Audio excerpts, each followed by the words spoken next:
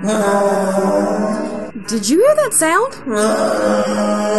Oh my goodness, what is it saying?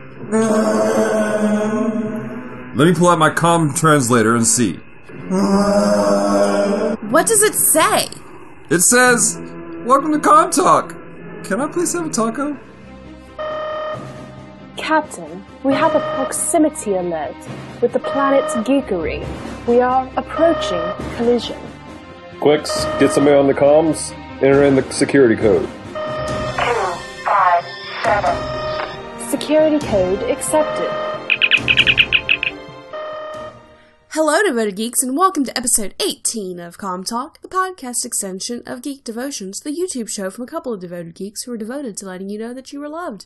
I'm Celeste, and with me is... Dallas! As you listen to this podcast, please interact with us. Send us your thoughts on what we are saying via Facebook, Twitter, and Instagram. You can find us simply by looking up Geek Devotions. Do us a favor and leave a review on iTunes. And comment and interact with us on our social medias, and perhaps you can be our devoted geek of the month. Absolutely. So, Celeste, it is King of the Monsters month for us. Can you please describe to our wonderful, amazing listeners what King of the Monsters month is? Godzilla all the time, all day, every day. Woo! I don't know why we did that accent. It just came out. It just came out. Yes, on Godzilla all the time, all month long. And to help celebrate, we made t-shirts. T-shirts! If you go to redbubble.com, that's redbubble.com, that's on the interwebs. Type in Geek Devotions, it pops up with a couple shirts. They're in a collection on our Geek Devotion page there. Yes. Called Kaiju Wants a Taco. Taco. Kaiju Wants a Taco. And so they're really cool shirts. They're available for you to purchase. And a couple of people have already bought it. We say thank you to those of you who've already purchased a shirt. You're amazing, and you're going to look very stylish once your shirt comes in. Yes, you will. So that being said... Ooh, side note, you can get things other than t-shirts. Oh yeah, you can get stickers. There's hoodies. There's coffee mugs. Travel mugs. There's pillows. Pillows, clocks. I really kind of want the pillows for our couch. Oh, also there's iPhone cases and Samsung Galaxy cases. Well, you have a variety of things that you can put Kaiju Wants a Taco on. Exactly. So check that out. It's adorable. It's a lot of fun.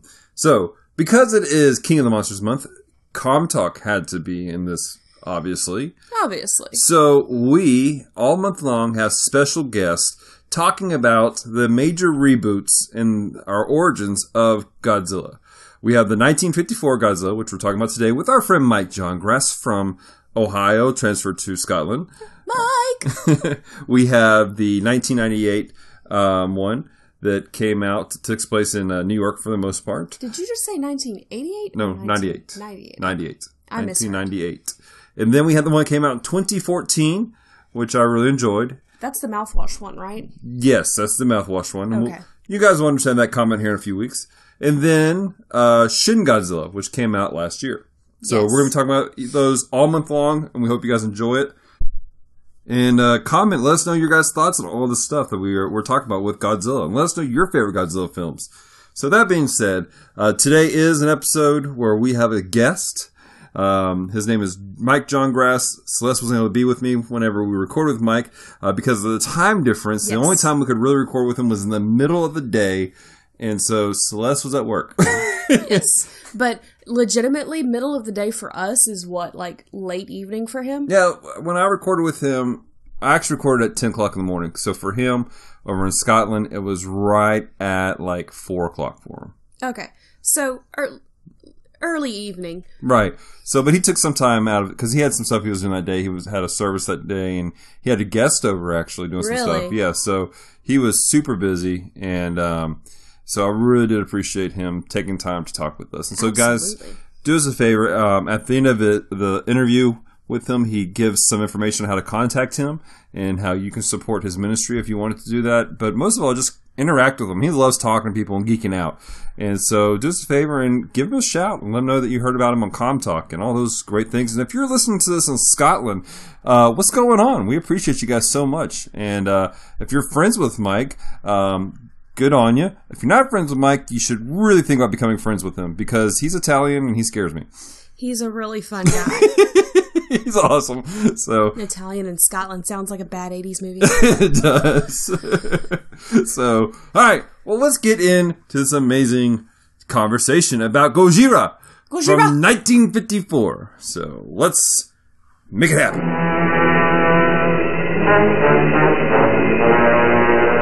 What's going on, Devoted Geeks? Welcome to Comm Talk, show from a couple of Devoted Geeks that I let people know they're loved. I'm Dallas, and with me we have a very special guest for this week's podcast. It's our friend Mike Johngrass, who you might remember from a previous episode of Geek Devotions on our YouTube channel, and his link will be in the show notes down below. And if you're watching this on YouTube, then we'll also have show notes down below and a link in the card up above. So that being said, Mike, how you doing, man? Good. Hey, Dallas. Thank you so much for having me on. So good to talk with you. And just got to enjoy being part of both the Geek Devotions and now on Comm Talk. So just so excited to be with you today. Awesome, man. We're excited to have you with us. Now, for those who are listening, who don't know, or who are watching even, can you tell us a little bit about yourself, what you do, and all that good stuff? Sure. My wife and I, we serve in Edinburgh, Scotland. We're in the capital city, actually talking to you from across the pond, as they say, today. And so, funny enough, it's been actually a few nice sunny days, but it had been quite cold and windy. We had 80-mile-an-hour continual gusts throughout the day, so just battered by winds and stuff. But we're here, we're serving in Edinburgh, Scotland. We're part of an Assembly of God church that's in Oxgangs, part of the city, kind of an impoverished area. And so God has us there. We work out of the church and do a lot of parachurch ministry. And so God has opened doors for us. We're in the local schools. He has us doing ministry there. And he just opened a door for us. We're going to be part of the football club, which is soccer, but we're going to be part of a football club. And there's 500 members. It goes from children up to adults. And we're going to be part of the chaplaincy team. So it's just an amazing opportunity that God has open to us. So we're really excited to kick that off and get that going as the season gets on here for them. And but we preach, we do worship, trying to think of just a whole plethora of things that we do. Right, very cool. So let me ask you, I mean, what's your draw to Scotland and doing stuff over there? Yeah, actually, God had brought us here. Friends of ours had planted a church in the city, and so we initially came in 2010, and God just has it on our heart. We continue to just, the United Kingdom as a whole is just known as, no other way to say it, just a post-Christian culture. Some of the greatest moves of God were 60 plus years ago, at least in Scotland here. And so we just truly want to see this city come back and remember its Christian heritage that's here. And so it's just something that we just want them to remember that God is there, that he's real, and that he's certainly wants to be part of their lives today. And so, it's just amazing. It's an amazing city. We're extremely, extremely international. Like I said, it's the capital city. So we have people from all over the world that are here. And so we have an opportunity to just touch the world, just even here, just outside our door, from different cultures and different places right here in Edinburgh. Right. Awesome stuff, man. Awesome stuff. I'm excited to hear about what you guys are doing over there. And we're going to have some stuff at the end, give time for you to let people know how to get in touch with you and all that good stuff. But let's get into the meat of our conversation today. As you know, it is King of the Monsters month for us here at Geek Devotions. And so we're going to be tackling different major Godzilla reboots during our podcast each week. And so this week, you and I will be talking about Gojira from 1954. And then actually next week, we're going to have the Matthew Broderick film that was done back in 99 with our friend LJ from Geeks Under Grace podcast. And then the following weeks, we'll have the Godzilla from 2014. And then also the one from last year, Shin Godzilla, with our friends from Retro Rewind podcast. So a lot of fun there. But that being said, let's talk about Gojira, 1954, the thing that started it off. And now for those who don't know, Mike, you are a big Godzilla kaiju fan, aren't you? I am, and I got to say, I'm not that old, so I wasn't there, of course. Right. I didn't see it in the theater or any part of that. But funny enough, when I was about 8 years old, there would be on a Saturday afternoon, there would be a channel that would be on. It must have been like a PBS, or it wasn't a regular network programming that I can recall. But they would show on a Saturday afternoon some different kung fu films, and they would usually show at least once a month, if not every week, but a Godzilla film. And so just as a young boy, you know, I remember seeing the original Godzilla, and probably like a lot of people, when that head comes up over that hill, and like the villagers are there, and they can kind of get their first glimpse of seeing him over the hill. And behind my house at the time, I remember I had a big hill. And just remember just being as a child thinking, what if that head come up over the hill? You know? I mean, what are you going to do? I mean, where are you going to even run? And so, I mean, funny enough, he just kind of roars and stuff. It wasn't like he was munching on the people, but I think that was just, that gripped me. Just the idea of this thing, this massive monster, unknown at the time, you know, I just think it gripped me, just being into the science fiction. And so for me, I just remember I loved dinosaurs, and it wasn't, you know, it wasn't like Jurassic Park was out or anything when I was little. And so just the idea of seeing this unknown, even dinosaur type creature was just so exciting for me. I think it also grabbed hold of my brothers as well, just at that time. So but yeah, that first one was quite amazing. I think you had watched it again recently or something. So what was your take on it? I mean, 'cause it's definitely not high tech by today's standards by any means. No, it's not. But at the same time, they did so many really cool technical things. And you Mike, those who don't know, I gave Mike a special sneak peek of Friday's episode of Geek Devotions, which hopefully if you're listening to this podcast, you've listened to the episode or you watched the episode already. If you haven't, go to youtube.com/Geek Devotions. Check it out. But there's a lot of really interesting technical things that go into that particular one. That particular scene where he's coming up over that mountaintop and the people are running away, that was actually like they transposed the image and were projecting him on a wall and are projecting certain things in certain areas to get that look, because they didn't have CGI back then. It's not like now where you have like the really nice graphics and you got Godzilla stomping through it and the green screening stuff. It was really a lot of work that went into it. So I have but I'm a film nut too, Mike. I mean, like, yeah. I appreciate the old school work they do to make things happen. So that was really something I appreciated about it. What are some aspects of the movie that you enjoyed, though? Well, one of the things that really stands out, and why I don't want to jump ahead to the newest one, but just even the soundtrack. You know, that haunting melody that plays through the whole thing, and they touch on it, of course, in the Shin Godzilla. And so that was one thing that it had its.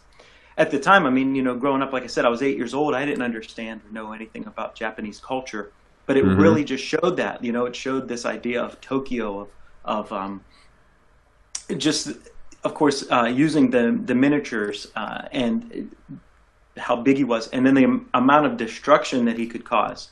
You know, I mean, there was no going back from that Godzilla came this way. You didn't have to wonder if he had been in this part of town. He had left a wake of destruction behind him. And so also with just loving film myself too, it was so expensive for shots back then that they just couldn't like reshoot. So they really kind of had to get them or just kind of leave them as they were. And so reading some history of that and how heavy that suit was for that actor to be in it. I mean, at one point, the composite material and things, I think they said was close to like 200 pounds. Wow. So this guy, I mean, and they said that there was multiple times in that first film where he passed out from just the heat inside of the costume. But he was so dedicated to his craft. And so I just think that as filmmakers and as storytellers, they crafted something that to this day is still in our lore. They looked at the idea of the original King Kong, kind of the stop motion. And when I was reading about it, it said they actually wanted to do a stop motion type, but they didn't have those that could do that, and they didn't have the technology then there in Japan. So they went with this idea of this suit, which, you know, even just the casting of how Godzilla came to be as far as what his features looked like, being, you know, kind of a lizard, a dinosaur. And so all of it was just, I guess because he was bigger than life, it was just bigger than life to bring this film, you know, to the public. Right, absolutely. So one of the aspects I really enjoy about the Godzilla, not this particular Godzilla, but also like it's kind of been a running theme through all of them, is almost the cultural and political commentary that takes place in the film itself. I knew quite a bit already, but I don't know if you checked out. There's a podcast out there called Kaiju Vision Radio, and they are going through all the Godzilla films and talking about the history behind it and everything. And so I've listened to them a lot lately, and I'm learning some really interesting things. But I appreciate the political commentary that they have going on, where they're trying to express this is what's happening in our culture, and this is what's right, and this is what's not right, and this is kind of the effect we left on. I remember one commentary I was reading was talking about even the look of Godzilla. The scales were designed actually to mimic the nuclear burns, or the atomic burns people had from the atomic bombing that took place. And so it's very political, trying to show, look, this is society. And I feel like some film tries to do it now, but they get sort of like more derogatory than artful with it, like they did in Godzilla. I feel like Godzilla was very poignant, it was very direct. It was also very just poetic at the same time. I really appreciated that aspect of it. Yeah, and I remember realizing that it was, Godzilla at the time, I've not heard many touch on it, but that it kind of actually was a metaphor for America, that if you think about it, this big nuclear monster comes and destroys them. Right. Without much warning, and so it kind of was like a metaphor at the time of this nuclear beast coming from, I believe he always came from the West, was, I think, some of the thought process behind it. So yeah, really? It definitely was more to it than just this creature that I think that it always was a metaphor or a euphemism, if you will, for America, or this giant coming with its nuclear power to destroy us. So, but yeah, I think they hit on it, and it just touched them. I think it was like a decade or so after those initial bombings from the U.S. So one of the things in Japanese culture we just learned as we were there, but if there's things that are really unpleasant, they just kind of don't talk about them. And so really for those filmmakers to bring that, it is even more so that they even would address that or bring that idea of a creature coming to destroy them. So I think it just went into the psyche maybe, but it transcended to, Godzilla's still an icon across many, many cultures. And but yeah, just even the black and white, like, I don't know that I'd want to see it colorized, that original one. I think it was even more powerful in its original black and white. And yeah, so, but although I know we were saying, but it actually isn't probably my favorite one of all time. I do have a couple others on the list, but oh yeah. What was your favorite? Let me know what was your favorite. That was our question of the week for this week's episode of Geek Devotions. What is your favorite Godzilla? I was torn. I like the look of late 60s Godzilla. So I saw, on those Saturday afternoons, I would see some different, it would be some B ones, if you will, but I just remember, some of the names because of the translating and stuff, so it'd be the same film, but like they would call him Monster Zero. But I remember Godzilla vs. King Ghidorah. Headed, he shot lightning out of his mouth. And so, but that, and so I'm torn between that as my favorite one and Mecha Godzilla, because it's like they made a mechanical Godzilla, same size, as powerful. And so, like, literally, Godzilla meets his match. And so, like I said, again, just as a boy, just bigger than life. Just the idea of that, not only Godzilla, because, in the original you have Godzilla, and you have all the tanks and all the planes, but now you have other monsters, as big, if not bigger. They start bringing in Rodan and Mothra and some of the others, but I don't know, that Mecha Godzilla was just beyond cool. And so then they started to bring, at least in the late 60s Godzillas, a lot of different space things. So they'd be in space, or it would be spacemen coming down and rocket ships and stuff. So just, like I said, for me, just like in science fiction, it was just, it was just pushing all the right buttons. And but yeah, there's something with Ghidorah, three-headed monster with lightning. He could fly, and he shot. It wasn't just it was lightning out of his mouth. So how could Godzilla defeat this foe? But he always seemed to find a way. Absolutely. I remember there was one that I saw that years ago. Was I think it was Godzilla and Mothra, but it wasn't like the first time they met. But they're like these little fairies on a planet, or on the island or something like that. I was like, what is happening here? They would sing their little song. They would sing their little song and guess call Mothra, and even that they made them miniature for as gigantic as everything else was. But absolutely. So with that, though, with the variations, what is it that you see that was in the first Godzilla movie that we feel like are staples that have carried over to those other ones that you love and enjoy so much? Yeah, I think just it almost like, I guess in the late 60s, it seemed almost like Godzilla went from being the destroyer of Tokyo to almost kind of being its defender. Like, but it was also like you didn't know if it had that dynamic where it's any other monster just within his vicinity, it was just the enemy and he had to kill it. Right. So I don't know, but I just think that the scope and the size, and then of course when they brought in like Ghidorah or Rodan, they always were massive destruction as well. So I don't know. It makes you wonder if he was a little kid just seeing buildings, that's falling over, he would be crushing stuff. I don't know. Right. It's just kind of funny. That's awesome. I did hear a commentary once about the what's his name? I think it's Sarazaya, whatever it was. The guy that created the weapon in the first Godzilla movie that killed him, the oxygen killer. That he became a trope after that they repeated in several Godzillas later down the road, and also even in other films that they used a character much like him that had an eye patch and everything. And so you've seen. I don't remember that, but yeah.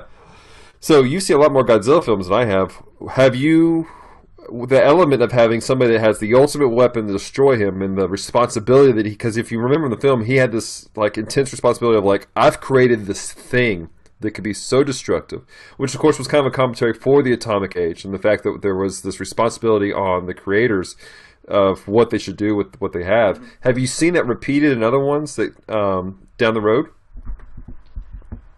Not so much. I remember the idea that they kill him, that they right. bring it to an end, and of course then looking to make sequels and whatnot.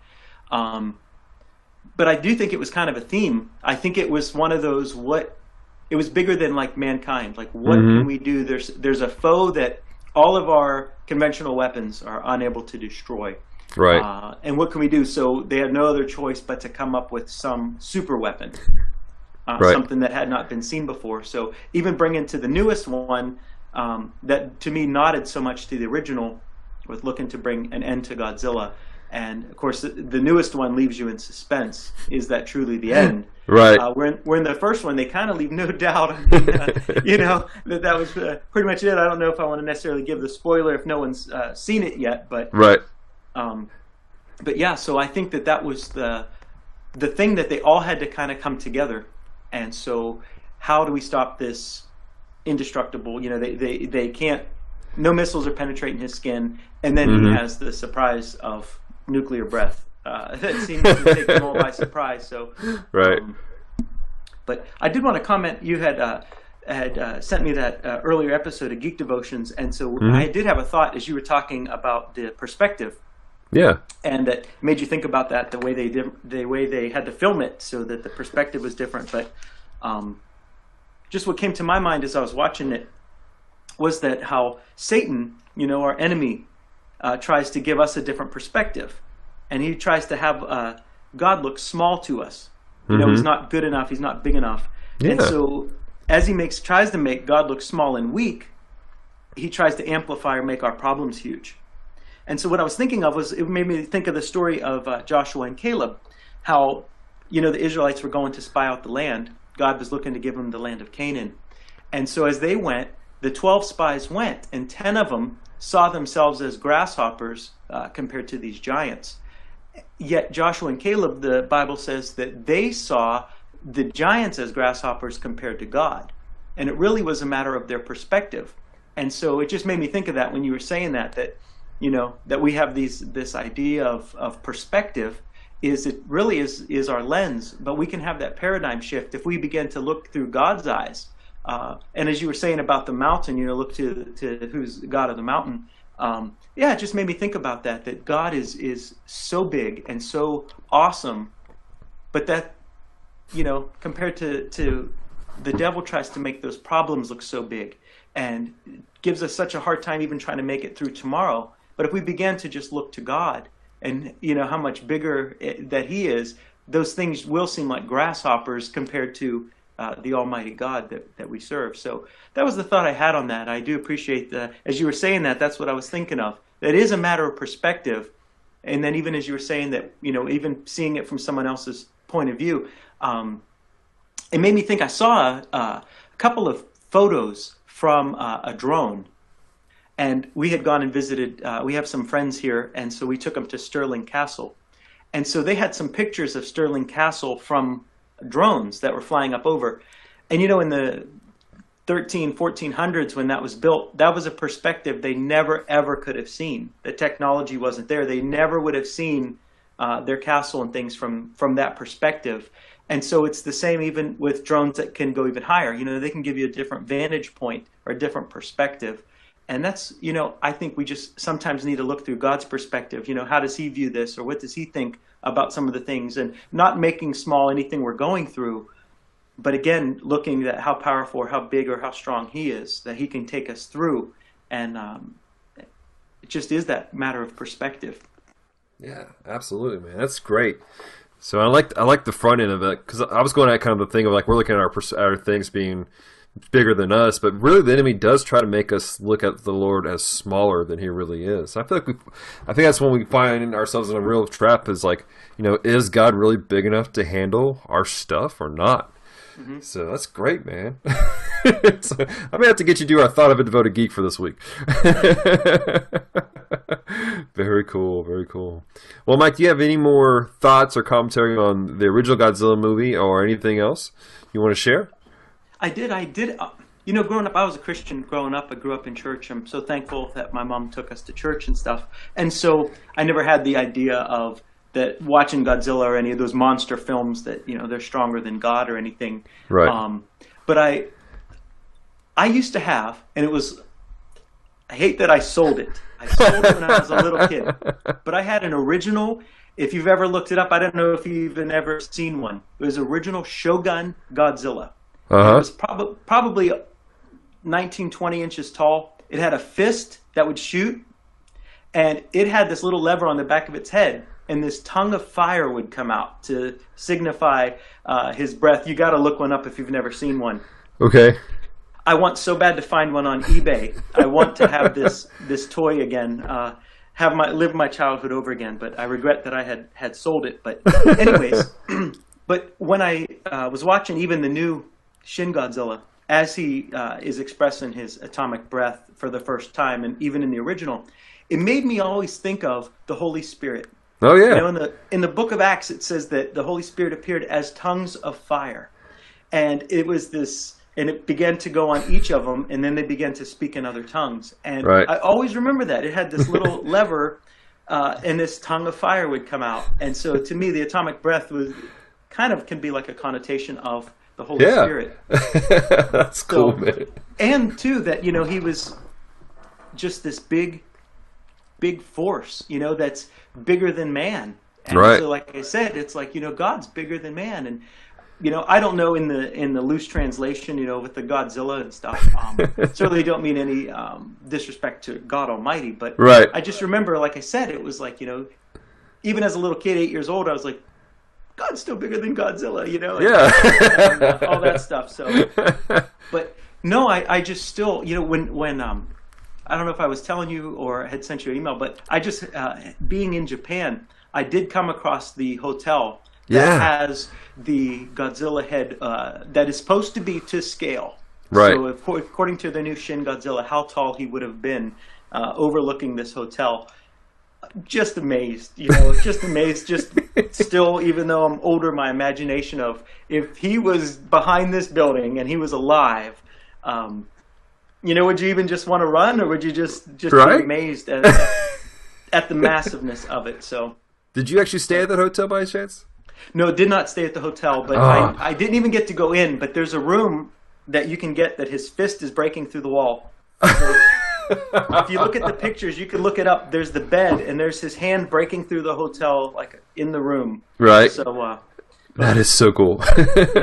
Yeah. So they have some really cool stuff. And funny enough, that was really surprising to me was we went through different parts of Tokyo, and there was not too much Godzilla stuff readily available. It just really wasn't. I thought it would be everywhere. I thought there'd be full-size suits you could get, but there really wasn't too much, at least in the parts we were in. Right.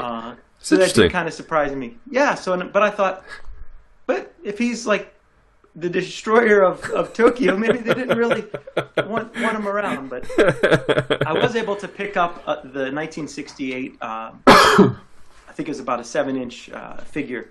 And so I was able to get one for myself and my daughter. My daughter also passed it on, but she just absolutely loves Godzilla.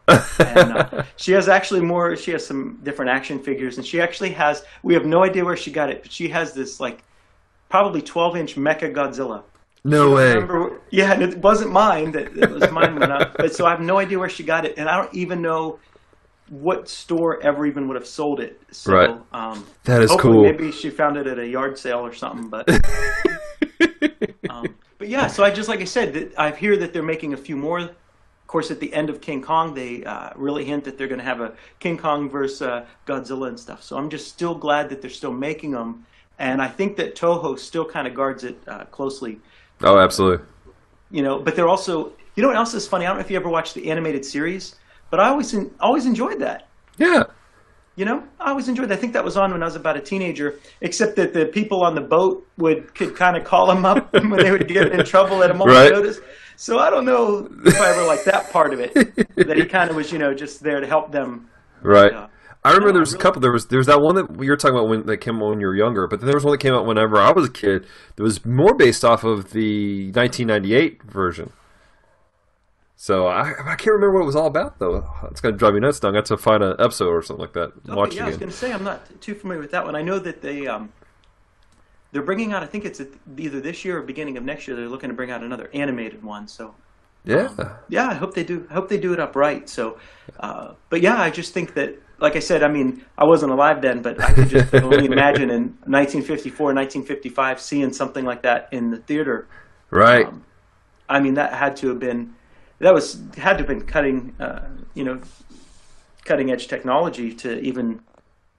Oh, absolutely! It's like this is like to them. It's like it's the J.J. Abrams movies. Yeah, back then. Yeah, to even come up with this idea of bigger than life, of just right. Like I said, it's so funny. Even where I am here, I live, and there's this beautiful hill behind our house, and again, every now and again, I'm like, man, that would be so cool to see him pop up over the hill. So that image is forever burned into your head. Yeah. That's awesome. I enjoyed your stuff that he was just hungry for a taco. So. Right? But how many tacos do you think it would take to fill him up? Oh, but just one really big burrito from Taco Bueno. That's all it takes. Oh man. Oh man, that's awesome. That's awesome. Actually, I'm glad you mentioned that. For those listening, we do have T-shirts based off of that episode for sale on Redbubble. If you go to redbubble.com, search for Geek Devotions, you'll pull up our design we have. It's a cute little baby-looking kaiju, and it's asking for a taco. You can get it in English and in Japanese. So take your pick, and you can also get it on a mug. You get it on for young ladies. You get it on a dress. And a couple of really cool options that are available for you there on redbubble.com. Again, just search for Geek Devotions. We pop up. So it was one of those things where I made on a whim, and we had fun. So I hope you guys enjoy that shirt. Oh, nice. So would a taco keep you from rampaging through a city, Mike? That was a good question. I don't know. It would have to be a really good taco. Maybe right? Like more of a taco supreme. Oh, okay. Yeah, maybe they would need the sour cream and maybe the tomatoes. That's awesome. Probably, like you said, a burrito probably go a bit further, but right. So next time you come stateside, man, I want to take you to Taco Bueno, and sweet. We're getting one down the street from my house, and I'm super excited about it. They have this thing called the Bob, big old burrito, and it's just it's a big burrito, man. It's huge, and it's full of meat and cheese, and it's so good. So next time you're stateside, we'll go. I would love that. They are talking about bringing a Taco Bell to Glasgow. So Glasgow's about an hour away from us. Oh wow! And Yeah, there's been talk of bringing a Taco Bell, so it'd be the first one that I know of, the first one in Scotland. So we're even excited about that. So the idea of a taco it would probably keep us from rampaging for sure, because we don't have access to one. I mean, we just have the ones you can make at home, but it's right. not the same. I understand, man. I understand. But I'll take you up on that. Taco Bueno. Sounds good. Well, Mike, where can people find you? And if they want to step in and help support your ministry, how can they do all that? Yeah, we have a website. Our ministry is called Message of Hope. So you can find us on Facebook, Message of Hope. You could link, if you want to find me on Facebook as well, Mike Johngrass. I'm on Facebook. Link to my page. We're on Twitter, Message of Hope. There we are on Twitter. And I do some blogging. I'll have to send you that. I don't know if I have ever given you that address as well, but I read some of my thoughts and stuff as well. But yeah, that is just love to hear from you. Our email, you could always email me. Email is just messageofhopeproject@yahoo.com, and you could contact us, send us your thoughts, send us if you like the first Godzilla, if you hated the first Godzilla, as Dallas will say as well, just get some comments. We'd love to just hear your thoughts. But yeah, you just find a way, contact us, and we have a way, if you do want to give online, from our page, from our webpage, from Twitter, there's links to all of that stuff that you can find a way to do that. Very cool. Now, I didn't want to say this because just quick side story for people listening. If they look for your Facebook page, they may have some difficulty because they may not expect to see what they were wanting to expect. For those of you listening, I do the media at my church, and at the time we're putting together a wall that showed all of our missionaries that we help. And my pastor's like, hey, we got this one, Mike Johngrass, Message of Hope. I need you to get some graphics. And I was like, well, I need a picture of the guy. He's like, well, just go on his Facebook. So I go searching for a Mike Johngrass, and there's several out there, but I can't figure out which one is you. And then I find out which one is you through some way. But your profile picture is quite interesting, Mike. Could you describe your profile picture on Facebook to our listening audience? Yeah, it's the 1964 Godzilla vs. Gojira three-headed monster. That's my profile picture. Yeah, that sums it all up. That's awesome. So it makes me happy on the inside every time I see it. Yeah, I actually, because I have gotten some nicer pictures, and I always think of that, and I'm like, I think I'm going to leave that. I think I'm just going to leave that picture. So it sums it up. If you know me, it makes perfect sense. There you go. There we go. Sweet. Well, Mike, thanks so much for being part of this episode of Comm Talk. And again, for those of you listening, check him out and follow all this stuff. Celeste, I'm going to be back on the backside of this interview to wrap up the show. So, love you guys. And Mike, say goodbye. Bye, everyone. Thanks so much for listening, and continue to just keep listening to Geek Devotions, to Comm Talk, and it's good stuff. You got to hear what the rest of the Godzilla stories are, and of course, at the end of it all, maybe someone will give a sum up of what is the best one by default. From everyone's comments, we'll know which one was the best one. Yeah, absolutely. Sweet, man. Thanks, Mike.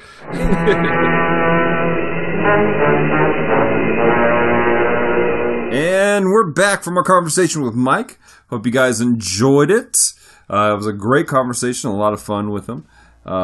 Like we said before, make sure you contact him. Let him know what you thought about the interview with him, his thoughts on the movie, and he had some really cool spiritual thoughts too. But let him know your thoughts and everything, and just show some love to Mike, because he's a really, really great person. We like him. Thank you so much for taking the time to listen to Comm Talk today. If you've loved this episode, head over to iTunes to subscribe, rate, and leave a review.